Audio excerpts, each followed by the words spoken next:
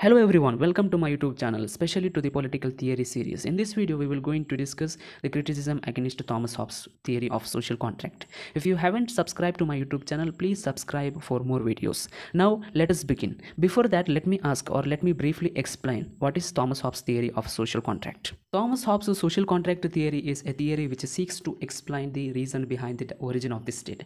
And he says the state is originated due to a social contract by the people who were living in this state of nature.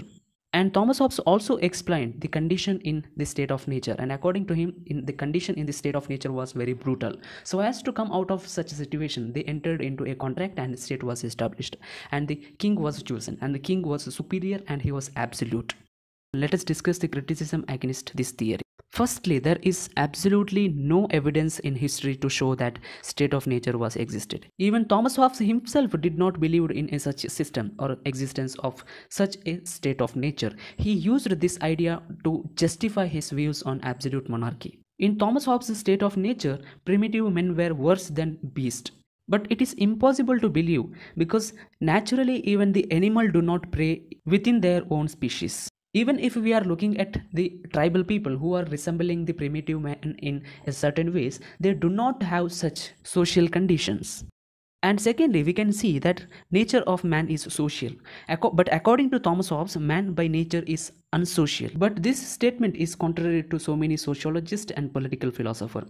If we are looking at Aristotle's statements, which goes that society exists by nature and necessity. It has existed ever since man made his first appearance on this planet. Since man is social and rational, he does not lead an isolated life and he is cooperative and sympathetic towards his fellow men. It is also unbelievable that such a selfish and unsocial man suddenly agreed to make a social contract. Thus, the explanation given by Thomas Hobbes regarding man's nature is nothing but exaggeration and beyond reality.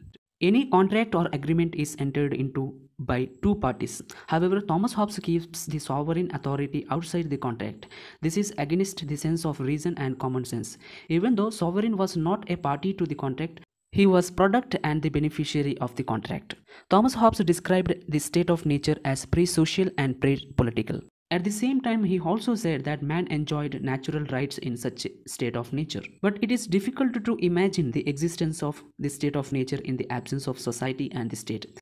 But Hobbes' man in the state of nature had no obligation, as he did whatever he desired without any consideration of another person's right. According to Thomas Hobbes, there was a complete surrender of all rights. It is against to the common sense to believe that man would ever surrender all their rights and place themselves fully under the mercy of sovereign who was a tyrant. Right to self-preservation is retained by man, which appears inconsistent with the complete surrender of all rights. And critics also pointed out to the fact that the social contract, according to Thomas Hobbes, is supported to bind all generations of men who had no part in making of the contract. The social contract was binding, perpetual and irrevocable. This is against to the common sense of any individual, because a contract has a binding effect upon only those who accept it voluntarily and not on all future generations. And according to critics, Thomas Hobbes' social contract theory was undemocratic because it takes away from the people even the most elementary rights of criticizing or revolting against a dictator. And his denial of right to freedom of speech and right to revolt was most criticized part of his theory. And critics also said that his distinction between state, government and society was not clear. He even does not make even elementary distinction that exists between state, government and society. To him, state and government means one and the same. And according to other critics, Thomas Hobbes speaks of only legal sovereignty and ignores the political and popular sovereignty. The modern concept of sovereignty recognizes all these distinctions, but Hobbes was unaware of them. And according to another group of critics, Thomas Hobbes believed in the concept of law emerging from the sovereign.